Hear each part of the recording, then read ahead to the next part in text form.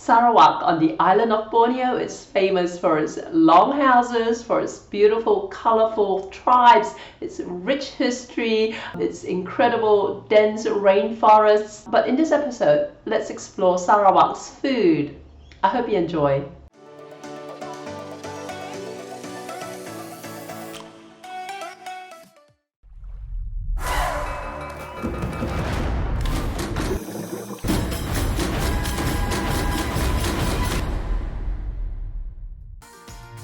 This episode of Street Food Journeys features an interview by Astra Malaysia, one of the people behind Sarawak eatery Kedai Kamik, about Laksa Sarawak.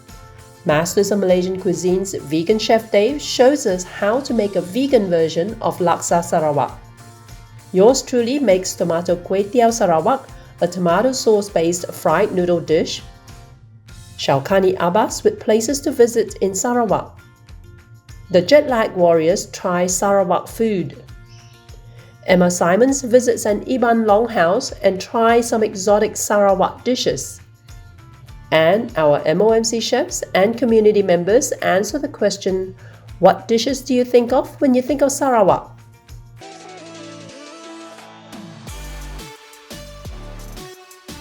Award-winning Malaysian tour guide Shalkani Abbas has spent decades taking tour groups around different parts of Malaysia.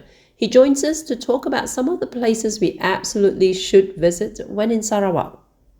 Shalkani, great to have you back. How are you? Fine, thank you. So tell me about Sarawak. You know, I was only in Kuching and I was only there for 3 days, so I didn't see a lot of Sarawak at all. So tell me what it's like and where we should go. Okay, Jackie. I have compiled a short list of Sarawak attractions based on my experience traveling in this part of Sarawak. And Sarawak is located on the island of Borneo. It's the largest state in Malaysia with an area of 1,224,000 square kilometer, but their population is very small, around 2.5 million people. But it's made up of a multicultural mix of 27 ethnic group. Is it 27 is quite interesting. Yeah. Wow. And if you go there, you can visit them, all kinds of food they are cooking there. All right. And tourist attraction not only can be found in Kuching, it also can be found in other towns in Sarawak like Miri, Sibu, and Bintulu. All right. But in Kuching, you should follow the Kuching Heritage Trail. Yeah. Among the attraction that you visit and see are Fort Margareta, today house Brooke Museum, constructed in 1878 by Charles Brooke, the second Raja of Sarawak. Then, not to be missed, Sarawak State Museum. Or you can just experience to cross the Sarawak River by the ferry called Tambang Boat, something like a gondola. It's very, very interesting. And in the evening, you can visit the waterfront, right? For evening stroll with many eateries there, a lot of stalls there, and a good city view. And or you can cross the Sarawak River via the Darul Hana Bridge, a Kuching landmark, which is S-shaped footbridge, right? So this is very interesting. You can do that, but although there's a lot of things there, but this is recommended. Okay, or you can go outskirts of Kuching. A must visit is a Sarawak Culture Village, a 40-minute drive from Kuching. It is a living museum where you can encounter all the ethnic groups in Sarawak. If you like wildlife, go to Semengo Wildlife Center. It's a rehab center for wildlife, especially the orangutan. Yeah, it's a home to the colony of semi-wild orangutan who are trained and used to human encounter.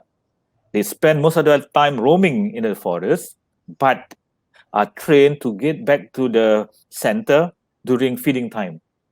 You can go to Miri, another town, you have to fly there or drive there to visit the Gunung Mulu National Park, which is number one attraction of Sarawak.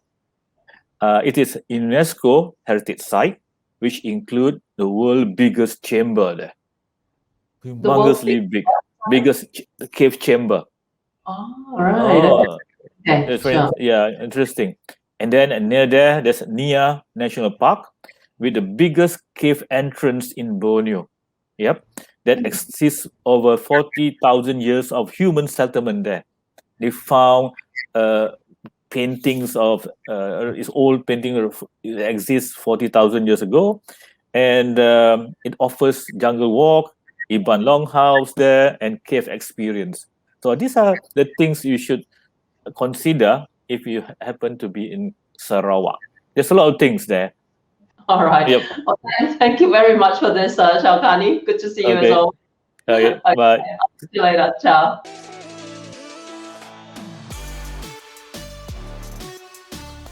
Sharina Kushairi Kushna, who's from the Malaysian Diplomatic Corps in Germany, tells us what she thinks of when she thinks of Sarawak food. Hello everyone, hi, hello from Frankfurt, Germany. My name is Sharina and I've been residing in Frankfurt for almost 3 years with my husband Awang Hafifuddin, who's attached to the Malaysian consulate, and our 22 months old son Aiden. Both my husband and I are Sarawakians, so we hold very closely to our heritage and culture, and we try to bring it everywhere we go, especially in the form of its food. We would both agree that our ultimate favorite and the thing that we miss most would be our own Laksa Sarawak. We remember growing up looking forward to our weekends just to have our Laksa Sarawak breakfast, and that sort of binds the whole family together. We watch people from all races enjoy their Laksa Sarawak, and that just demonstrates how united we are through our Laksa Sarawak actually. So gradually when we moved over to Putrajaya, we hosted our families and friends and served Laksa Sarawak, and it became everyone's favorite too. And eventually when we came here, we have also served it to our fellow Malaysians over here and also to our international guests from elsewhere. Also, another thing that I'd like to highlight that would be my favorite and I miss most would be our cake lapis or layer cakes. Honestly, it feels a bit inadequate celebrating Hari Raya, especially without the presence of the vibrant and colorful cake lapis on your table spread. It just shows how artistic and how creative the Sarawakians can be, and how cake lapis has evolved over the years. It's just amazing with new colors and new flavors and even new trending names. I hope MOMC, together with everyone else all around the world, would continue on promoting Malaysia and also its food wherever you are, and put Malaysia in the world map more significantly. Thank you.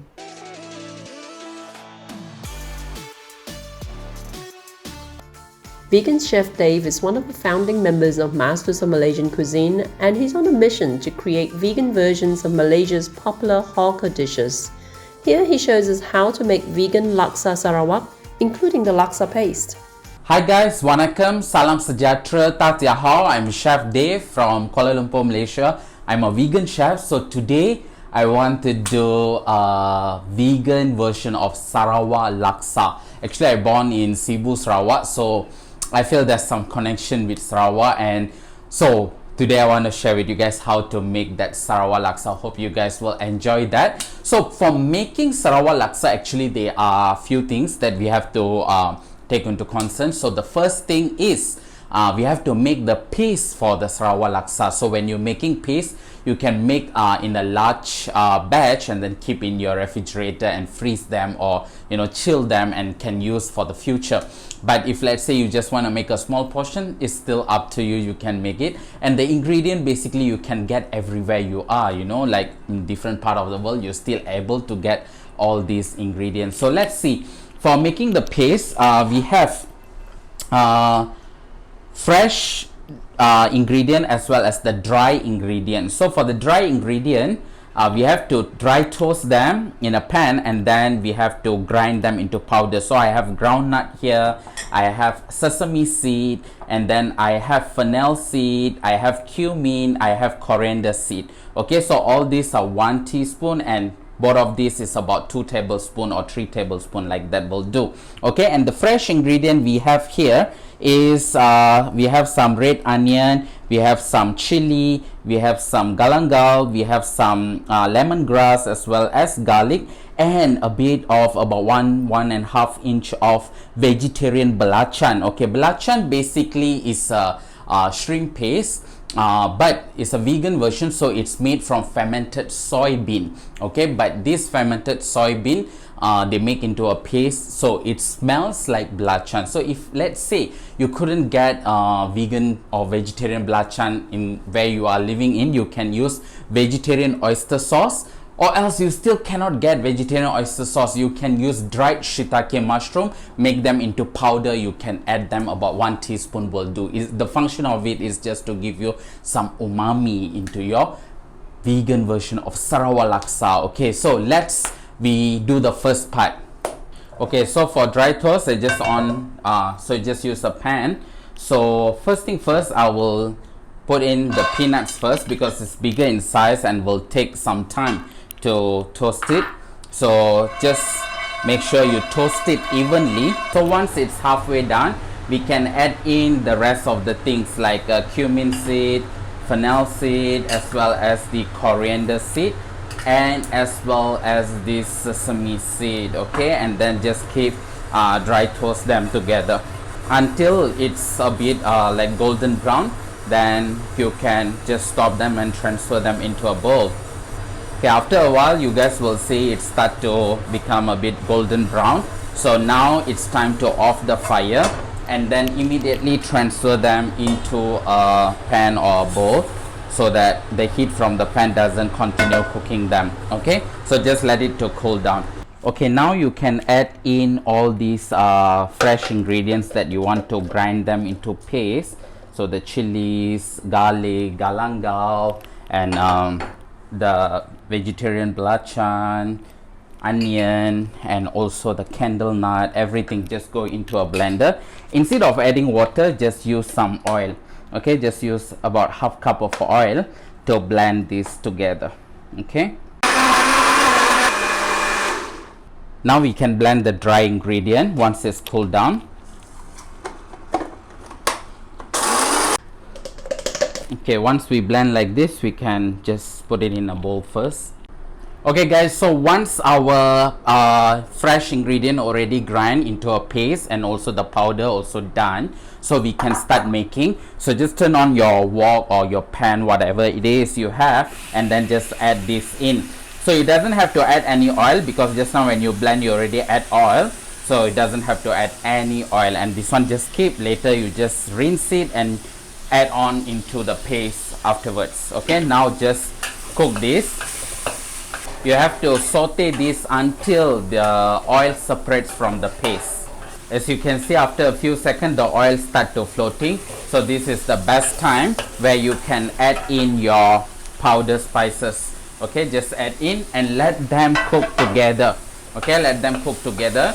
You have to cook this for at least about 20 minutes. If you have more time, half an hour with slow fire, that will be even great. At this point you can smell the amazing aroma from all the spices. Okay, so you just have to keep stirring this. As you can see, the color of the paste will getting darker and darker. When you cook to a certain point, you will realize the paste doesn't stick anymore to the wok. That means it's perfectly cooking. Let it be a bit darker. Okay, now can add in the water just now. So our paste is getting darker and darker. This is what we want. We want the paste to really become really dark brown color. It's time to turn off your wok and scoop your paste out. So just let it cool down first before we continue. Before we move into finishing of the laksa, we have to cook the noodle. Strain the water. Okay, and just can leave it one side. Our paste is done. Our noodle is done. Once condiment is done, then we're going to finish our laksa. Just add this tofu in a hot oil and deep fry them. So I use tofu to replace the egg. I'm going to add some oyster mushroom into the hot boiling water and just blanch them. Once the mushroom is done, we can scoop it out. Bean sprout. Just blanch will do. Don't let it cook too long. Doesn't want to overcook them. We want to taste the crunchy texture when we eat. It's fried perfectly fine, so we can scoop out the tofu as well. Okay, now we're going to add in our laksa paste. Normal to have a bit oily. We're going to add in about 1 liter of water and just let this to mix well with the water. We're going to slice them up, just thinly slice them, and then the mushroom that we blanched just now, we can just shredded them. It's kind of like a replacement for the chicken lah. So once it starts to boil, I'm going to add tofu puff. So I'm adding about 5 tofu puff, 1 cup of coconut cream or coconut milk. Just give a good stir. So I'm using a bit of brown sugar here. Okay, so this is a beautiful Sarawak laksa soup. This is a layer of oil. This is what we want. Okay, once like this is considered done. Okay, so now we're going to assemble our laksa. Just add in some rice noodle here. So now we're going to add in some tofu, some mushrooms, some bean sprout, calamansi lime, some coriander leaf, some red chili, some tofu puff, and then we're going to add the soup.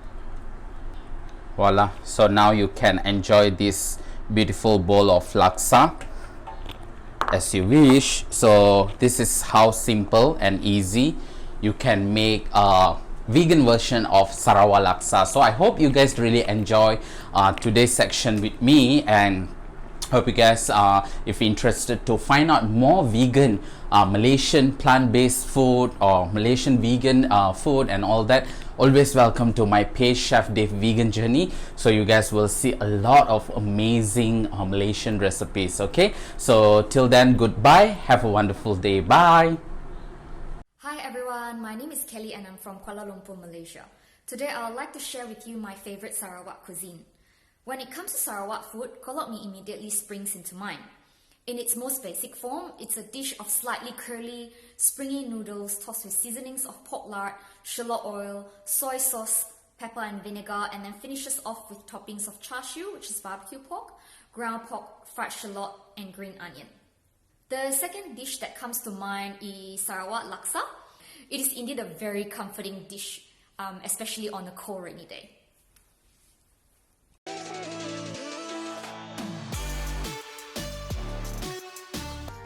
The jet lag warriors had the opportunity to sample some Sarawak food while staying in their apartment in Malaysia.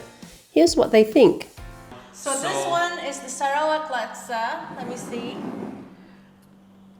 I mean, it looks yummy, You got like but it's just fish soup. fried egg, some chicken meat, A lime. lime, and shrimp or prawn, What I would call rice noodle rice noodles, with bean sprouts. Yeah. And some green guys on top. cilantro. Anyway, without further ado, let's start with Sarawak laksa. Okay, so Dun, dun, dun, dun, dun, dun. Are you nervous, Yvonne? Are you nervous on my behalf? Okay. I am. First question: spoon or fork? What's my strategy? I'm gonna do it wrong, and they're all gonna hate me in the comments. Learn how to eat, man. Let's do broth first. Let's do broth first. Okay. Again, the broth looks. oh, it looks like it's rich in coconut milk and it has like kind of like sambal red base. Wow, Ivana. What? It tastes like curry, or like tastes like rendang. Okay, so Sarawak. It's so good. This is already gonna be a good meal. Oh, all my nervousness washed away. I'm wondering if Sarawak laksa has fish base then. I It think doesn't all taste like laksa it. has It fish. doesn't taste like it. It's a bit spicy. It's kind of curry-like. I mean, you can see the orange oil dots in there. Right. Delicious. 2 for 2. Yes. Let's go for this one, Ivana. This is called kolok. Kolok, mee kolok. Beef. Yeah, this one is with beef. With sambal. Mix it. And it comes with this kuah. Now, in my head, I would pour the soup into the bowl of noodles. Is this wrong? I think it's up to you. I like it separate. Okay. I like my noodle dry. Fair enough. I don't like wet noodles. You're a dry noodle kind of girl. This is really nice. I think out of all these 3 meals, right now mee kolok is my favorite. It's really good. Really? So good. Hi all, my name is Lynn. I'm from Sarawak. So whenever I think of Sarawak dishes in that comes from Sarawak, I can think of Sarawak laksa and kolok mee, and the fishy smell, because a lot of the Sarawak dishes are mainly like seafood, prawns.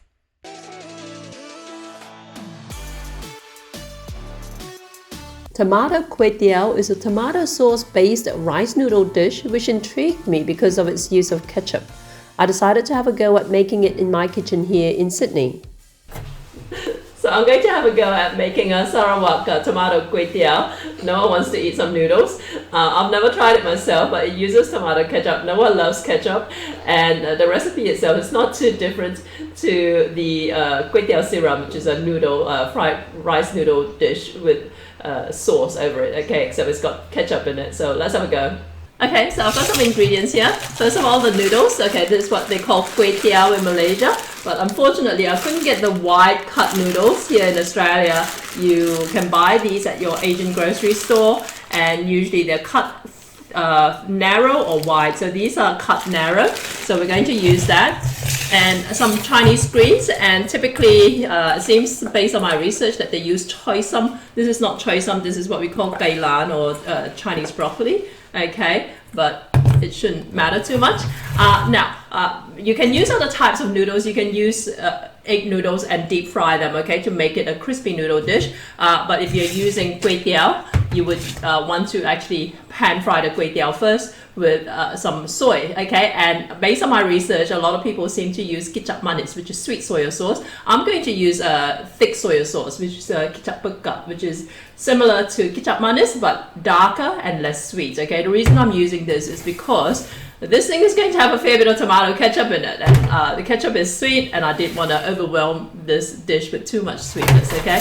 Another thing we're using is some oyster sauce, and I'm going to throw in some chicken powder and also some cornstarch as well to thicken up the sauce. Okay, so let's have a go at this. So cornstarch and some pepper. Sarawak pepper, ideally, if you have Sarawak pepper, since we are actually cooking something from Sarawak. Sarawak pepper is among the best pepper in the world. Okay, so just heating this up. I'm going to add a little bit of oil to this. If you're using a wok and a high pressure burner, this will be a lot faster, okay? You'll be able to just flash fry the noodles and scorch it, but we're just using a dinky little camping stove here, so it may be a little of a struggle. Oh, we need some garlic as well, okay? So we've got some fresh garlic on the side, minced fresh garlic. Get it hot enough so that it starts smoking a little bit, so that it sizzles.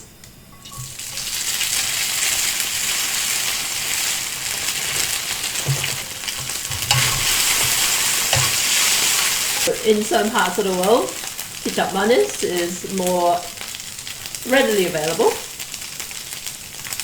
Let's see, this is thicker. You see how long it's taking to pour out, okay?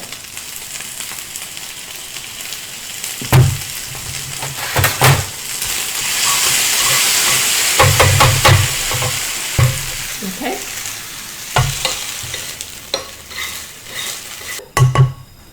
Cook the garlic. I like a fair bit of garlic. And we're going to add the protein, which is some prawns that I've peeled, and some fish cakes, alright, or fish balls that I've sliced up. And I've got some chicken as well. This is just a poached chicken leg.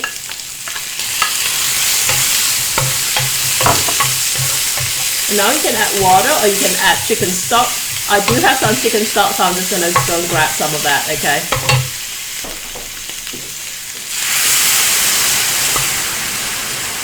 In goes everything else to make the sauce. Bit of oyster sauce, bit of pepper, bit of chicken powder, or you can use salt if you want, and copious amounts of ketchup, okay, and or tomato paste. Also, oops, forgot about the vegetables.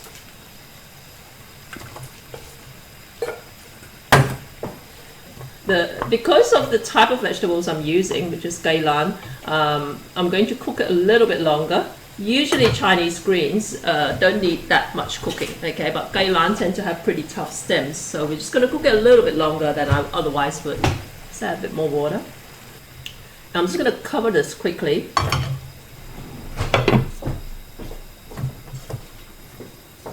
Just adding a bit more chicken stock here.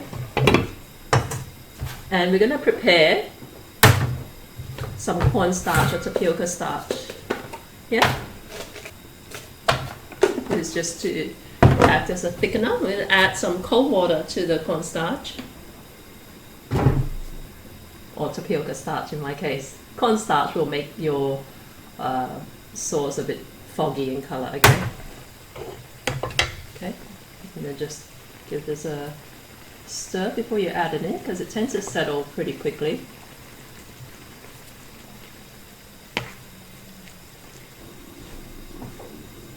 Okay. As soon as the vegetables are done and the protein obviously, it is done. So let's put out the noodles and serve this up.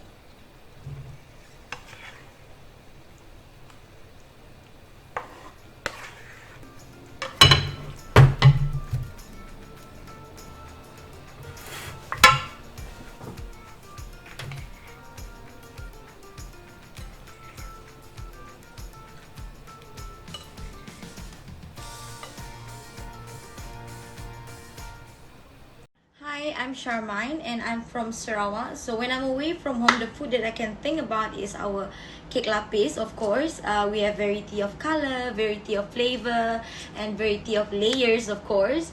We are known for layers.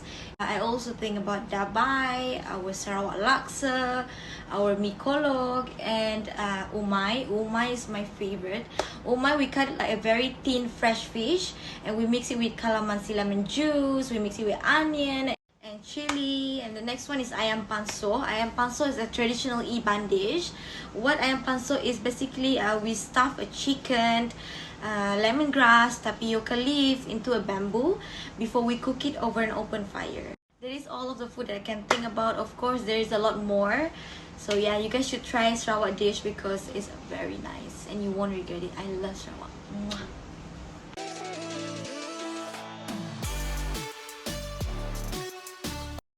My fellow Australian, Emma Simons, visited Sarawak some time ago and managed to travel to a longhouse to experience the food and the culture. Let's take a look. So this is the umai, which is cut really thinly. It has got little bones in it, but apparently because of the precision of the guy that's cutting it, I actually won't be able to taste them. And when I get home after, I'll be mixing it with limes, onions and chilli. Can't wait to try it when I get home.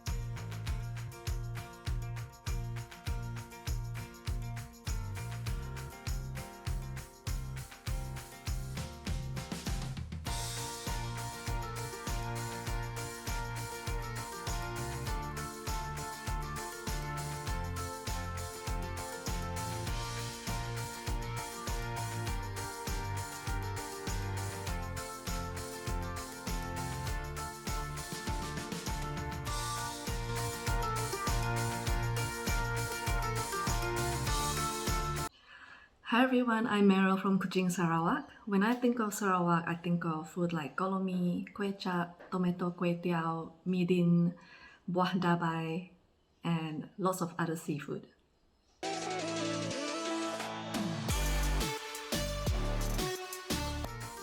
Kedai Kami, which means my shop in Sarawak, is based in Kuching and it's famous for its Laksa Sarawak. One of its team members, Amir, talks about what makes Laksa Sarawak so unique. Nama kami Amin. I'm from Miri, Sarawak. Kami daripada Kedai Kami, salah seorang yang antara pesidak yang mula-mula set up Kedai Kami. selalunya orang dengar laksa Sarawak, nya dengar tapi nya si tahu kedai ni rupa laksa Sarawak, kedai ni rasa laksa Sarawak. Jadi bila nya pergi ke Sarawak, nya coba laksa Sarawak, nya selalu ada ni bukan laksa. Sebab apa? Beza laksa Sarawak dengan laksa lain yang paling utama sekali lah, nombor satu, laksa Sarawak makin mihun. Rempah yang selalu dipakai untuk mengolah laksa Sarawak tu kebanyakannya rempah ratus. Susah kami nak mandah rempah apa yang dipakai sebab nama laksa Sarawak, tapi if kita pergi ke Sarawak, ada perbezaan laksa Sarawak orang Melayu, laksa Sarawak orang Cina. Jadi rempah yang dipakai pun ada sedikit berbeza. Untuk laksa Cina, laksa Sarawak Cina yang lebih kepada belacan dan santan. I wouldn't say one is better than the other because certain people, even kami, hari tu kami mungkin rasa nak makan laksa Sarawak Melayu. Esok kami rasa nak makan laksa Sarawak Cina. For me lah, what makes a good laksa Sarawak is when you cannot identify what's in the laksa, what's in the kuah. Why I say that? Because dalam laksa Sarawak tu kita ada makan santan, kita ada makan rempah, macam-macam rempah. Jadi laksa Sarawak tu bila nya dimasak, it takes a long time for you to actually cook the laksa. So if certain people bunyinya sih bagus lah, tapi munnya macam nak bergaut nak malah laksa too fast, they make it too fast, then the ingredients don't blend together yet. So bila kita makannya, you can, oh, this is santan, this is rempah ni, this rempah ni. That's when you know that they did not really make it properly because they did not take the time to boil it as long as it should. They did not take the time to tumis benar-benar supaya minyaknya angkat. So bila kita makan, kita kasi tahu apa dalam tu dipakainya. That's when you know that it's good laksa. Hi guys, I'm Rusmina. I'm currently in Shah Alam, but I am originally from Sarawak. Talking about delicacies, when I think of Sarawak, of course number one is laksa Sarawak. It's kind of like curry noodles with vermicelli, but it has got this special spicy taste. Then number two is mi kolok, of course. It's quite similar to wonton noodles in West Malaysia. Last but not least would be rojak sotong, kangkong, and I must have it together with air jagung. Now, the sauce of the rojak is a bit different than what we can find here in West Malaysia. And the air jagung is basically shaved ice with corn, milk and syrup. Very yummy.